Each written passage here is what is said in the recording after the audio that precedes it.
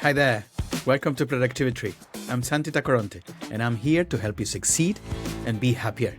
In each episode, we'll explore new ways to work smarter, manage your time better, and grow as a person. We'll share fresh ideas, find ways to improve, and help you become your best self at work, in life. Join me as we learn and grow together on Productivi-Tree.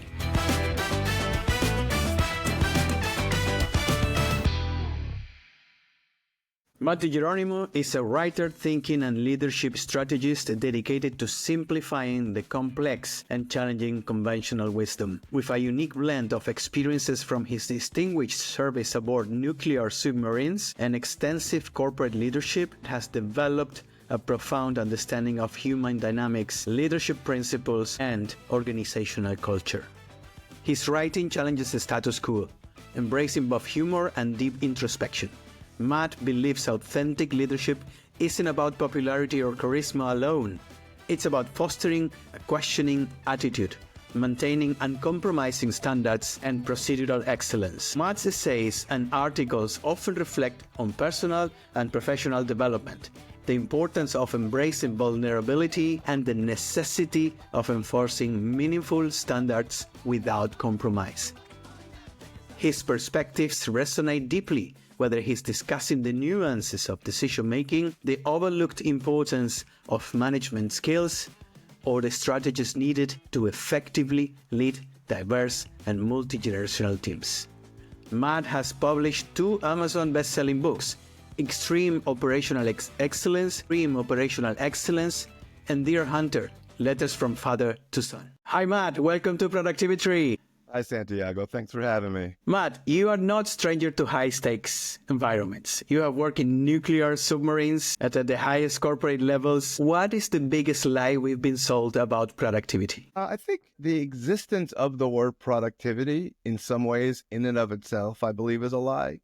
Because there's a connotation associated with productivity that I really think reaches back to the emphasis during the Industrial Revolution about like how fast can we make widgets? And it never really went away. And most of us who are knowledge workers are obsessed with this idea of efficiency and, you know, if I wake up at 5 a.m. and I do this, this, and this, then I'll be more productive today. And you know, I think I'd much rather do 2 things really, really well than 100 things okay. And even if that means having a lot of white space on my calendar, meaning like if the average person were to look at my corporate calendar, they might think I'm not very busy because I don't allow back-to-back meetings. I demand that I have at least an hour and a half for myself to just work and think, and during which time I don't answer the phone. I think a lot of people would say I'm not very productive, but I think I'm effective. And I think there's a big difference between those 2 words. Why do you think we get so obsessed with doing more instead of doing things well? I think it's 2 reasons. I think one is I don't think we have figured out a way to measure the value or effectiveness of knowledge workers in our world. It's very easy to measure a manufacturing plant effectiveness, right? How many widgets do you make today? But if you think of the typical, whether it's an accountant, an engineer, an executive, whomever, you know, how do we measure their effectiveness? And so we come up with these kind of almost unspoken assumptions about more is better. I see the same thing with respect to, you know, how we still romanticize folks who are first in the office and first to leave every day or last to leave every day. And so I think that's one of the reasons. I think the other reason is this incessant tendency for us to compare ourselves to others, even if they're not in the room, right? Like we think about like, what did I do today? And what did my counterpart at competition A do today? Or, you know, you run a podcast, Santiago, and you may be tempted to say, well, what can I do to climb the ratings ladder? And your brain will automatically, I think, go to more. Versus saying like, no, maybe actually less, you know, maybe, and I'm not saying this is true, obviously, but what I'm saying is, you know, as a thought experiment, you know, how often do we really say, hey, I want to be doing better at this, so I think I should be doing less things? Like, that's so counterintuitive, right? But like my experience is actually that's closer to the truth. And if I could, you know, just give an example of that, when in the United States Navy, there was a submarine called the Greenville, who uh, uh, the Greenville, who ran into an underwater seamount at top speed. And there was a casualty associated with that, and the submarine was almost lost at sea. Horrible, horrible situation. And so, of course, there's an investigation, and out of that investigation came all these corrective actions, which all sounds very reasonable, right? In terms of things that they did wrong that other ships should not do wrong in the future, and therefore these are how we're going to prevent these other submarines from having the same mistake. All sounds reasonable. But when you implement those types of things, there's an assumption that you have excess demand sitting around that you don't know what to do with, right? So, or excuse me, excess supply. And in this particular case, I'm talking about time. So, okay, so when are we supposed to do those things? Because we're already at capacity. Everyone's working as hard as they can, many, many hours a week. And so rarely do we say, these requirements were already in place. The ship didn't do that. Why didn't they do that? And is it possible we have them doing other things that aren't as important? And let's get rid of some things. And again, it's so counterintuitive. And I think you have to have a lot of courage to go down that path, because if either of us were in charge of corrective actions, it would take quite a backbone to say, hey, everything we're doing is fine. We just got to get rid of these other things so our guys can focus more on these things. But honestly, my instinct and over the years, I've come to believe that there's usually more truth in changing the environment to allow people to focus on less things rather than throw more stuff on their plate. You say that conflict is a gift in teams, and you write a lot about this. However, most workplaces fear it like a plague. Why should we be encouraging more productive fights and work and not saying we need to, all be together as a family dancing kumbaya? Yeah, I think it's a couple things. So, the first thing is an acknowledgement of the uniqueness of human beings, right? So if I have 10 people in a room and I were to interview each of them separately on any particular topic, and then I compare those 10 results, what are the chances that all 10 are going to say the same thing? Near zero, right? But when I put them in a room together, it's amazing how quickly we gain consensus on some answer without much even discussion. And, I think what's happening is a couple things. One is, not all, but most organizations allow extroverts to rule the world, right? So the loudest, most confident speaker tends to be the most influential. And then secondly, a lot of people just assume, I just keep my mouth shut. I'm not going to say anything here. And it's not, to me, that's more symptomatic of a team that's operating less effectively than it matters to that particular instance. And there's a term that you're probably familiar with called psychological safety. Like if there's not a lot of conflict in the workforce, and let's, in a moment, we'll circle back and kind of define what we mean by conflict. But if there's not a lot of conflict in the workforce, I don't think it's a very psychologically safe environment, because human beings just don't see eye to eye on most things. And if you don't allow ideas to battle out, in a public forum, the best idea is not going to be the one that you go with. You're going to go with the loudest one. Now, I will say that most teams don't know how to embrace conflict, and most teams haven't given their people training on how to have effective communication and discourse when they disagree. We just assume that people come prepared to do that, and they don't. Like if you get into, they take negotiators, for example, or debaters. It's a craft unto itself. People spend decades becoming, negotiators to really extract and kind of influence and have, productive conversations. But yet we just kind of dismiss it as like, well, it's just people talking. I was like, no, it's not. If it was a piece of equipment, we'd send people to school for 2 years to certify on it. But since it's not, we don't do anything. So, I think that although I firmly believe that conflict is a gift and the best teams have a lot of conflict, that assumes that those teams have also been trained on how to work through conflict and communicate conflicts in a way that we're not threatening people's identities, quite frankly. I mean, so, oftentimes you can observe a conversation about a topic, and if you listen to the words that are being said, you think that's the thing that's being argued. But quite frankly, usually there's a soft underbelly of that conversation that has to do with power dynamics and status, egos, identities that get in the way. And so if we're not taking the time to train our people on how to identify and deal with that, in those circumstances, maybe conflict isn't such a good thing. Matt, we reward heroes. Something happens, we have an issue, someone saved today, and we consider them a hero. But you have written about something called preventative courage, who, if I get it right, is the people who stops disasters before they happen.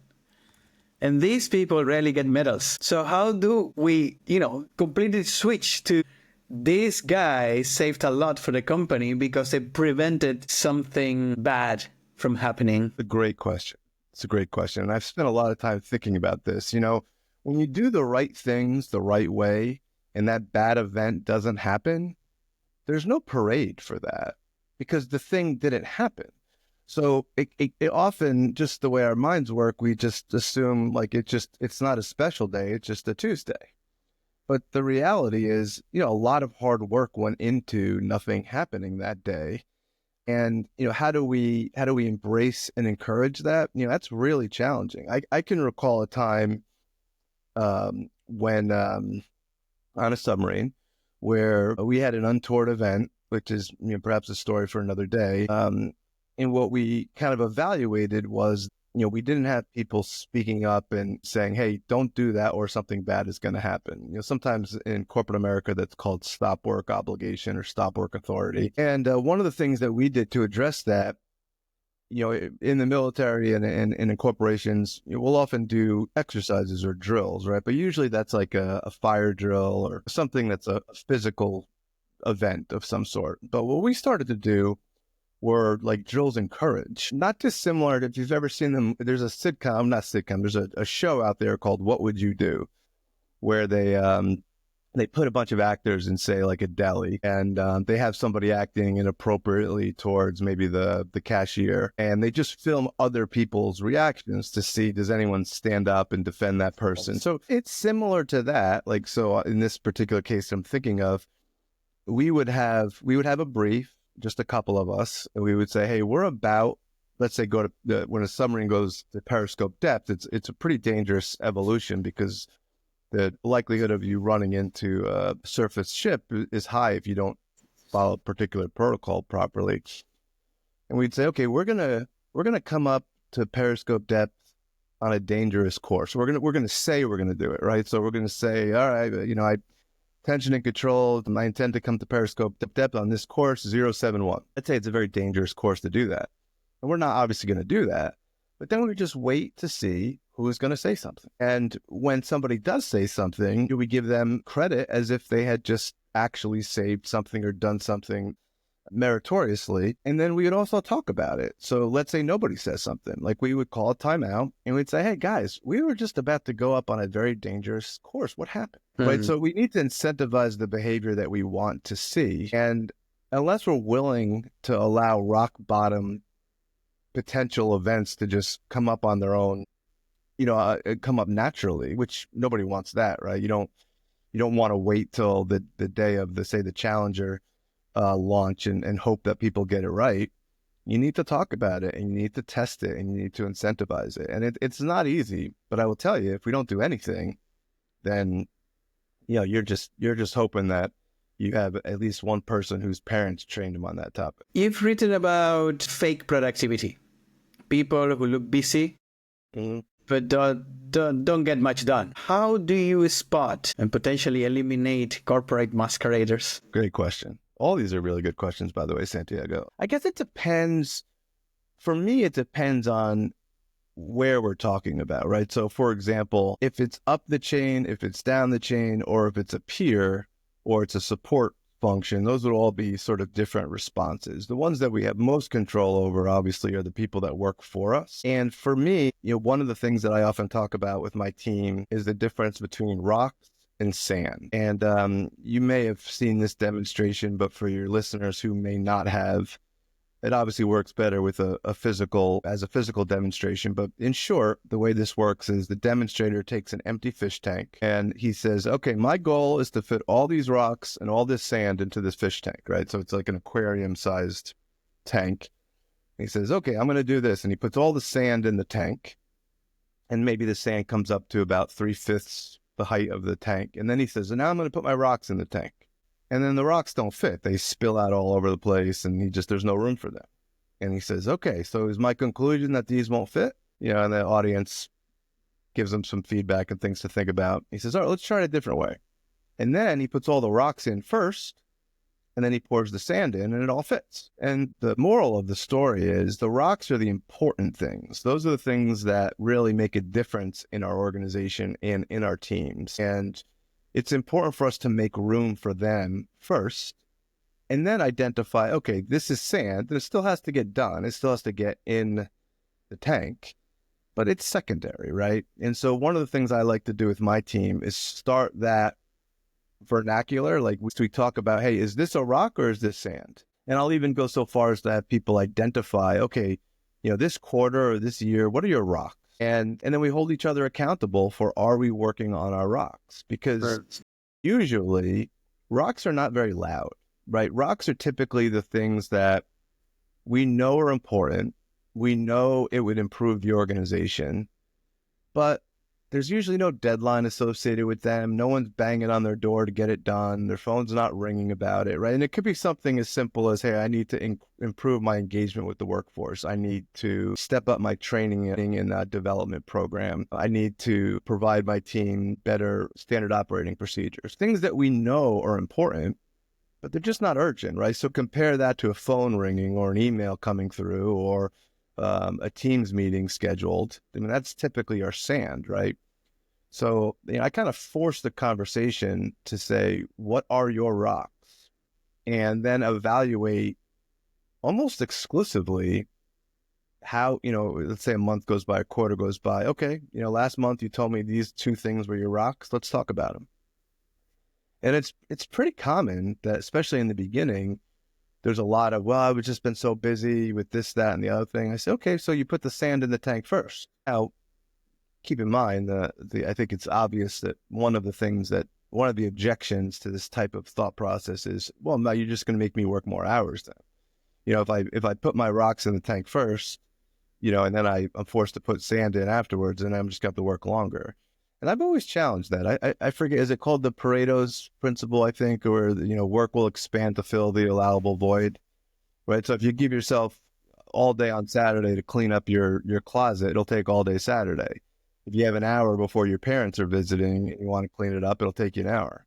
So I actually, I don't prescribe to the fact that it'll just take more time. It's okay to get a C- with our sand. Like, we don't need A+ in our sand. We need A+ with our rock. That's a powerful analogy. Speaking productivity-wise, I'll let you choose if you get into politics or not.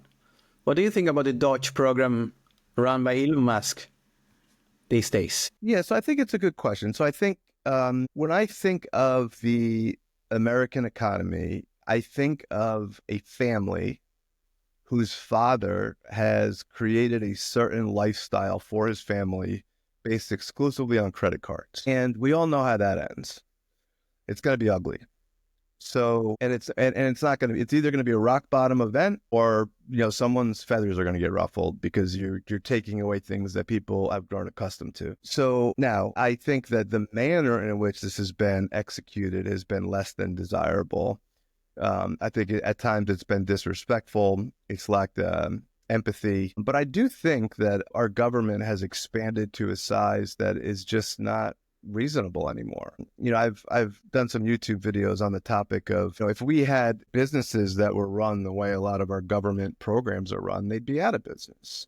Simply because the best teams and best organizations survive when they get good results. I don't even know, I get put into, when we have these discussions, it's tough for me sometimes because let's take the Department of Education, for example, which is in the spotlight right now. I don't know how to measure the Department of Education's performance, Because there's no dashboard. There's no, when I look at test scores, they're going in the wrong direction.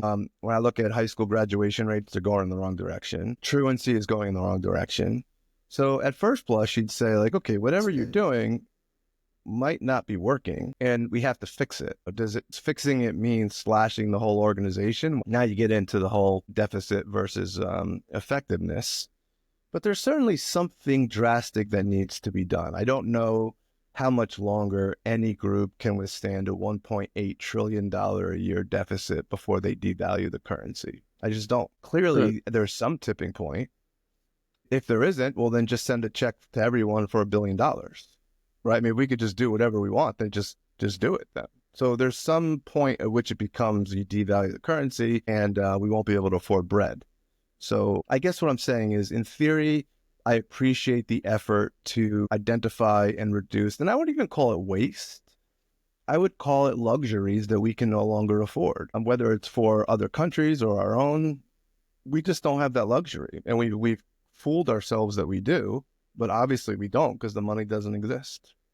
What is the most overrated productivity tip that people worship but is actually killing their effectiveness?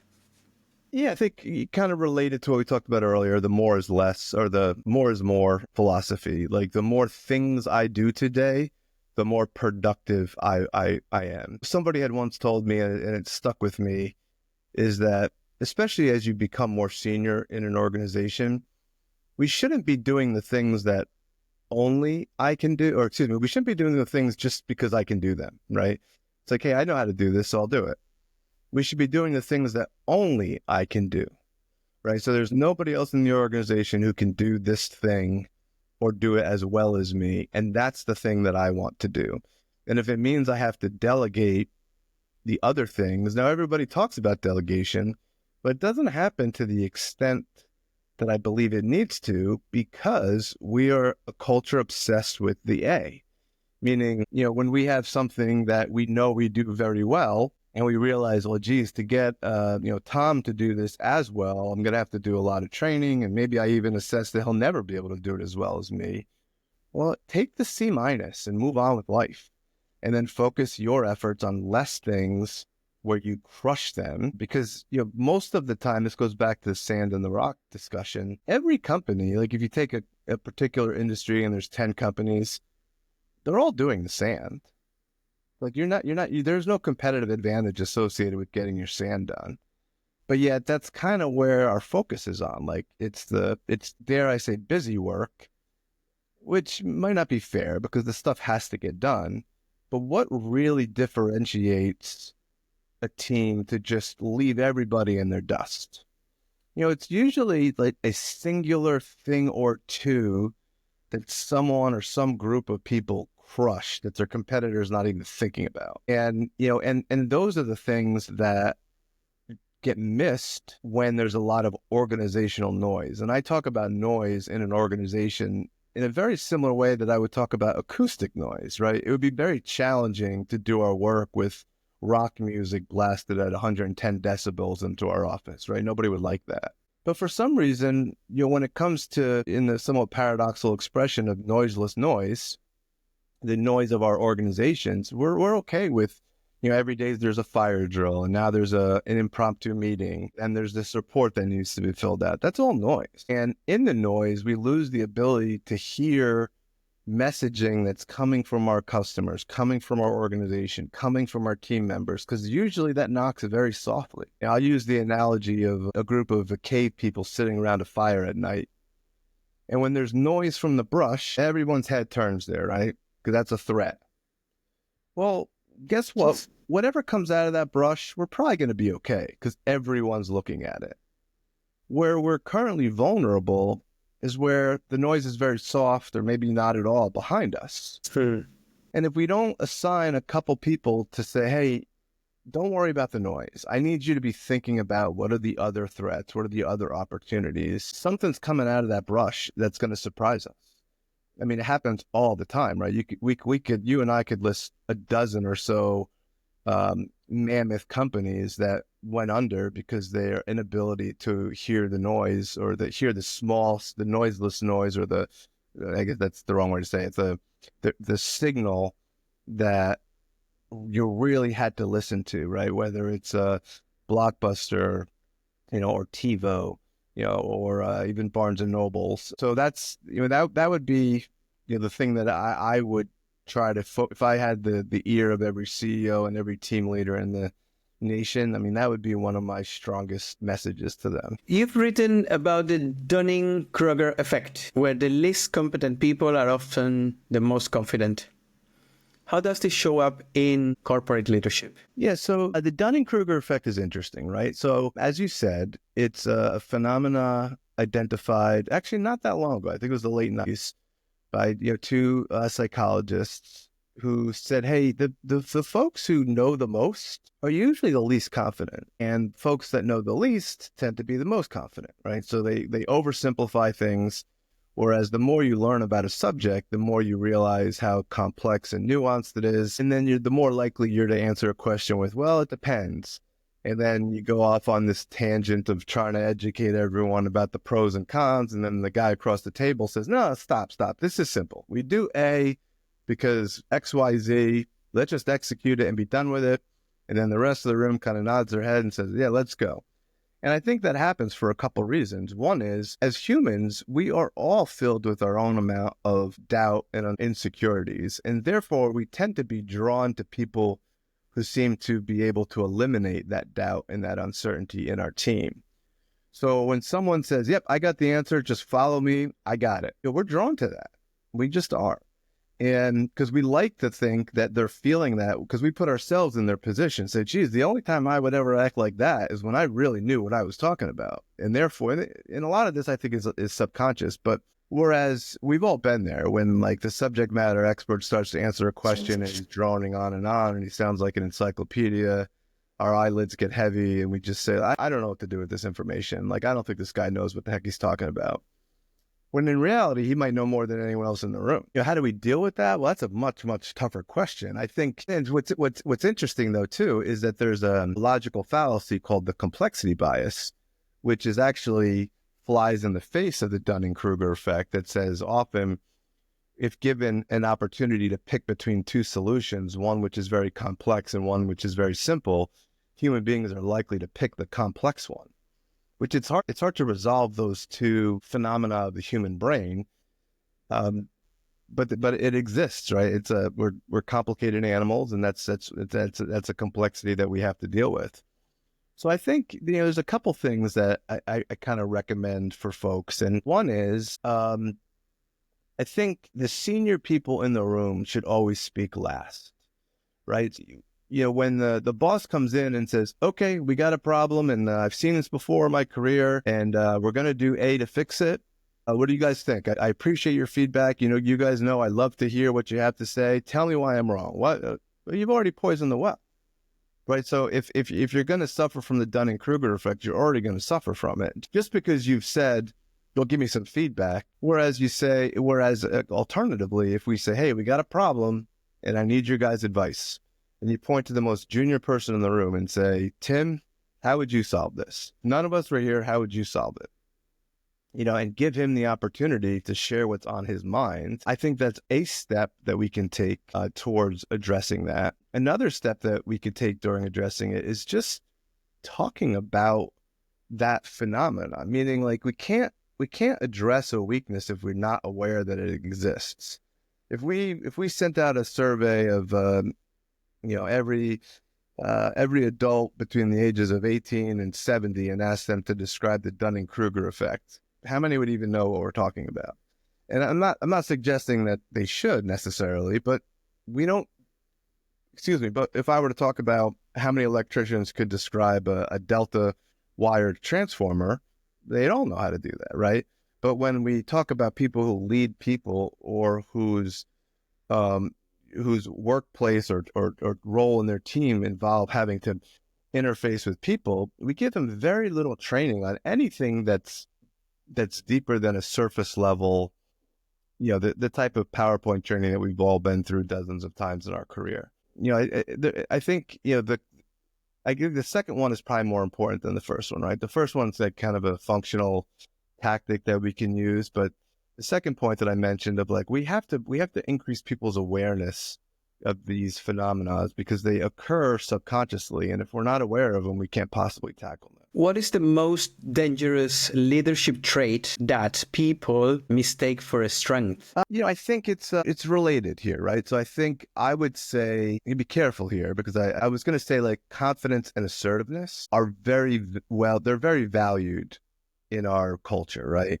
If you can be assertive and make decisions quickly and communicate that very succinctly, that's admired, and as well it should be, by the way. However, people will behave in a way that is in their best interest. So if I'm naturally inquisitive and I'm naturally want to involve my team and I'm naturally vulnerable, saying, "Hey, I'm not sure about this," but I see the leaders in my team, people who have been selected to be leaders, to be able to shake that off and somehow seem to be know-it-alls, if you will. Well, then I'm going to behave that way because that's what I want to do. And again, it may not be a conscious decision. Like I've actually observed that the people who are most likely to ask questions or say, "I don't know," are very, very junior folks and very, very senior folks, right? So the very best CEOs that I've seen, when they hear something they don't understand, they'll just say like, "Look, I have no idea what you're talking about. Like, explain it to me like I'm a 5." Like, and the people who are very new in their career have they have a blank check to ask those questions. It's the mid-grade members of the team that often feel like they're supposed to know these things. And therefore, if they display any evidence that they don't, it will be perceived as a weakness or a deficiency. And to me, that is the singular most dangerous type of leader, right? Because not only is it ineffective, because oftentimes I think people can sniff that out a mile away, but vulnerability and authenticity, I think, are a leader's biggest superpower. And so if I'm not sure of something, I'd much rather just say, "Hey, look, we have this problem and I don't know how to deal with it and I need your help," or, anything in that zip code. And I don't think we see enough leaders doing that, simply because for one reason or another, they've come to believe that that would be displaying a sign of weakness. You have said that most leaders aren't as good as they think they are. What did you mean with that? Yeah, I mean, I think, I said it a little bit tongue-in-cheek. It's an article that I wrote that said, "Hey, you're not as good as you think you are." And by the way, that's a good thing. Meaning, leadership is not something that we accomplish, right? It's not like getting a black belt in karate where you say, "Hey, I achieved black belt status." Being a good leader is a journey, not a destination. So anyone who's convinced themselves that because of their title, they are now a good leader, like I am now a black belt in leadership, is making a huge mistake, because there is no there is no pot of gold at the end of the rainbow, right? You try to chase it, you'll just be chasing it forever, which is great for leadership because we should be this continuous improvement. I will tell you that, life and leadership are both very humbling. And I'm very grateful for that. Every time I think I have something under wraps, I get shown that I don't. And, if I'm open to that, I will continue to get better and better. If I'm not, then I won't. And, I think we owe it to our people, just like we demand, it's pretty common to talk about continuous improvement, and we put people on training programs to identify their strengths and their weaknesses. Well, if we do that with our people, we better be doing it to ourselves too. And, for anyone who's convinced themselves that like, "Hey, this is just something that, I've been doing this for 30. I hate when I hear that. When someone says, "I've been doing this for 30 years. Like, okay, as soon as I hear that, I'm like, this person is hiding something, because, whether they mean to or not, just, working with people is so complex and it changes from generation to generation and person to person, in context to context. There's no such thing, in my opinion, as a good leader. Saying someone is a good leader, to me, is like saying something is a good light. Like, what does that mean? Like, sometimes we want a light to be dim and romantic, like candles. Sometimes we need a floodlight. Sometimes we need a flashlight. Sometimes, there's all types. Sometimes we need LED lights. Like, it depends what you're trying to achieve. So to think that any one person could just be everyone to everything in all contexts because they've been doing it for 30 years is ridiculous.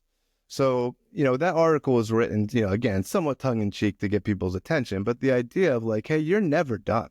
You're never done. And there's not that much time to get better at it. When I think back, like I'm probably in the fourth quarter of my career, and I realized like, oh my gosh, that went fast. Like, did I really take advantage of every opportunity that I had to get better? And if I could talk to someone who's playing in the first quarter of their career, I would say, hey, time is not on your side. It feels like it is, but you got to squeeze every ounce of goodness out of the fruit that's handed to you, because that ultimately will be a huge differentiator between you and your peers. So don't let a day go by where you're not looking for some way to learn something new. Rapid fire questions, answer in less than 30 seconds. Okay. Number one, what's the most military discipline productivity trick that you still use today? Bottom line up front, don't keep your listener in suspense. If you have something to say, start with the ending. So if I have to say, hey, we're gonna blow the budget this month, just say it. Like, I'm gonna be over budget by 15%. Period. Stop talking.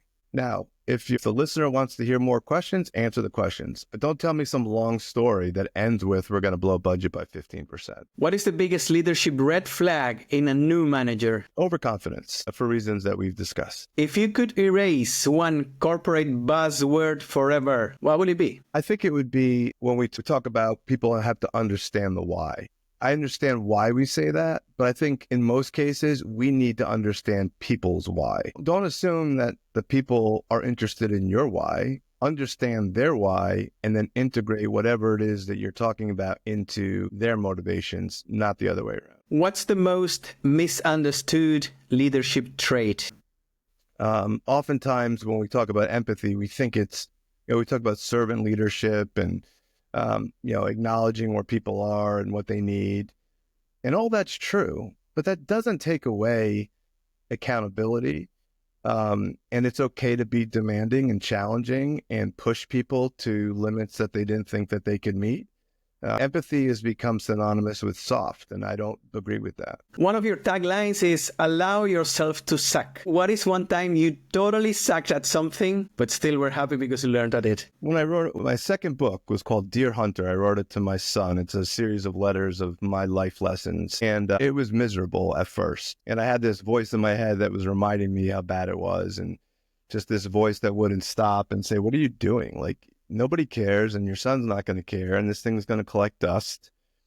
And I just had, the only way I could get through it was to just do it anyway, and just tell that voice in my head, like, yep, you're right, this sucks, but guess what, I'm going to do it anyway. And in time, a different voice comes and replaces that voice, and it's much more encouraging and positive, but sometimes action creates motivation and not the other way around. If listeners could take just one productivity principle from today's conversation, what should it be? I would say less is more, and crush the things that you know matter. Let's not do 100 things. Let's do 1 or 2 things and keep it simple. It doesn't, if you know that your physical conditioning is important to you, don't come up with some long, complicated strategy that's going to involve weighing out your chicken on Sundays and going to the gym for 2.5 hours every day.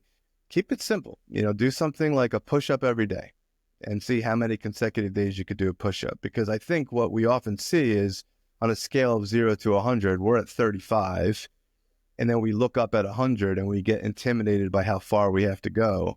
My recommendation to any leader or any team is just get to 36, and then take a breath, and then regroup and say, how do I get to 37? Matt, I've developed a big fan of yours. I read you every week. Where can people follow you? How can people know more about you and your thinking? Yeah, so right now I write mostly on Substack, and then you can find me either under my name, Matt DiGeronimo, or my publication is called The Curious Leader. And I believe curiosity is a superpower of all of ours, and it's the one that I try to emulate the most. So that's where I would encourage people to come find me, on Substack under my name, Matt DiGeronimo, or the tagline, The Curious Leader. Matt, thank you for 35 minutes of really thought leadership. I've enjoyed this conversation and learned so much from you. And I'm going to still following you because your wisdom is incredible. Thank you so much for being with us today. Thank you for having me, Santiago. I appreciate it. I'm honored to have been here. Thank you. Thank you. Thanks for listening to Productivi-Tree. I hope you found something useful in today's episode. If you did, and it helps improve your life even a tiny bit, that'll make me really happy. Remember, you can find Productivi-Tree on all major podcast platforms like Spotify, Apple Podcasts, and Google Podcasts. If you enjoyed the show, why not share it with a friend who might also find it helpful? Until next time, and keep growing and stay productive.